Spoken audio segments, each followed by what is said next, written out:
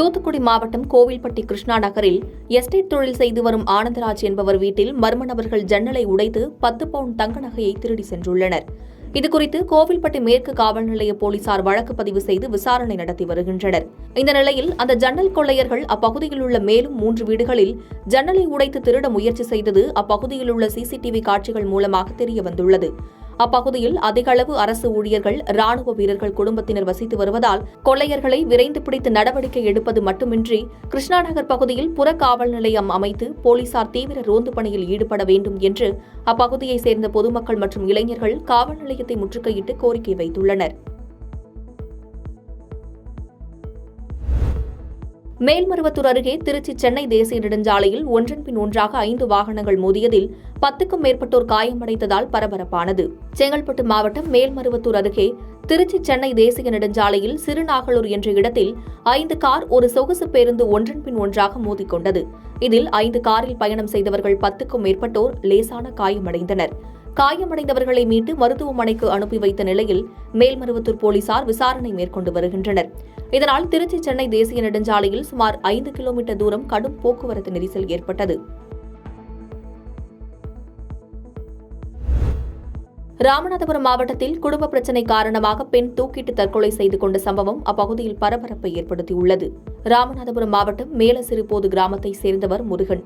இவருக்கும் பரமக்குடி அருகே ஆவரைந்தலை சேர்ந்த பாண்டிச்செல்விக்கும் கடந்த 10 ஆண்டுகளுக்கு முன்பாக திருமணமாகி இவர்கள் ஒரு மகன், 2 பெண் குழந்தைகளுடன் வசித்து வந்த நிலையில் முருகன் தினம்தோறும் குடித்துவிட்டு மதுபோதையில் பாண்டிச்செல்வியிடம் பிரச்சினை செய்வது தொடர்கதையாக இருந்து வந்துள்ளது.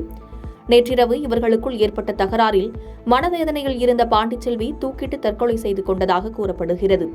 இந்த தகவல் அறிந்த தாலுகா போலீசார் இறந்த பாண்டிச்செல்வியின் உடலை மீட்டு பரமக்குடி அரசு மருத்துவமனைக்கு பிரேத பரிசோதனைக்காக அனுப்பி வைத்தனர். இதுகுறித்து வழக்கு பதிவு செய்த தாலுகா போலீசார் இறப்பு குறித்து விசாரணை மேற்கொண்டு வருகின்றனர்.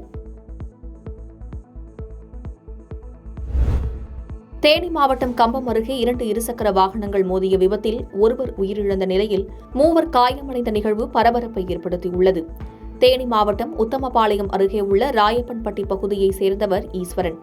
ஜேசிபி ஓட்டுநராக பணிபுரிந்து வரும் இவர் குடும்பத்துடன் கம்பம் நந்தனார் காலனி பகுதியில் வசித்து வருகிறார். இந்த நிலையில் சொந்த ஊரான ராயப்பன்பட்டிக்கு சென்றுவிட்டு மீண்டும் கம்பத்திற்கு இருசக்கர வாகனத்தில் திரும்பியுள்ளார். அப்போது காமையகவுண்டன்பட்டியில் இருந்து அணைப்பட்டி செல்லும் சாலையில் இருசக்கர வாகனத்தில் 3 நபர்கள் வந்துள்ளனர். இந்த நிலையில் எதிர்பாராத விதமாக 2 இருசக்கர வாகனங்களும் நேருக்கு நேர் மோதியுள்ளது. இதில் ஈஸ்வரன் உட்பட 4 பேருக்கு பலத்த காயம் ஏற்பட்டுள்ளது. இதனையடுத்து 4வரையும் மீட்டு சிகிச்சைக்காக கம்பம் அரசு மருத்துவமனைக்கு கொண்டு செல்லும் வழியிலேயே ஈஸ்வரன் உயிரிழந்துள்ளார். இந்நிலையில் படுகாயமடைந்த மற்ற 3வரும் மேல் சிகிச்சைக்காக தேனி அரசு மருத்துவக் கல்லூரி மருத்துவமனைக்கு கொண்டு செல்லப்பட்டுள்ளனர். மேலும் இந்த விபத்து குறித்து ராயப்பன்பட்டி காவல்துறையினர் வழக்கு பதிவு செய்து விசாரணை மேற்கொண்டு வருகின்றனர். இந்த சம்பவம் அப்பகுதியில் சோகத்தை ஏற்படுத்தியுள்ளது. கேரள மாநிலம் இடுக்கி மாவட்டம் மூணார் அருகே பலசரக்கு கடையில் உள்ள தின்பண்டங்களை எடுத்துச் சென்ற யானையின் சிசிடிவி காட்சிகள் சமூக வலைதளங்களில் வைரலாகி வருகிறது. கேரள மாநிலம் இடுக்கி மாவட்டத்திற்குட்பட்ட மூணாறு மற்றும் அதனை சுற்றியுள்ள வனப்பகுதிகளில் ஏராளமான வனவிலங்குகள் மற்றும் யானைகள் இருப்பிடமாக உள்ளது. இந்த நிலையில் அடிக்கடி யானைகள் வனப்பகுதியில் இருந்து வெளியே வந்து மக்கள் வசிக்கக்கூடிய பகுதியில் உலா வருவது தொடர்கதையாகியுள்ளது. இந்த நிலையில் மூணாறு அருகே உள்ள சொக்கநாடு பகுதியில் ஒற்றை காட்டு யானை ஒன்று தனியாக வந்து அப்பகுதியில் இருந்த பலசரக்கு கடையை உடைத்து உள்ளே இருந்த தின்பண்டங்களை எடுத்து சென்றது. அந்த காட்சி அப்பகுதியில் இருந்த சிசிடிவியில் பதிவான நிலையில் சமூக வலைதளங்களில் வைரலாகி வருகிறது. இதனைத் தொடர்ந்து இந்த யானைகளை விரட்ட அப்பகுதி பொதுமக்கள் கோரிக்கை விடுத்துள்ளனர்.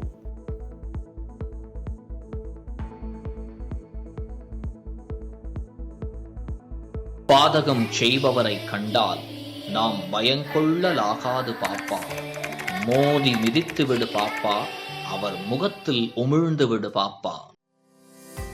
அண்மை செய்திகளை உடனுக்குடன் தெரிந்து கொள்ள இணைந்திருங்கள் இயம்நாடு தொலைக்காட்சியுடன்.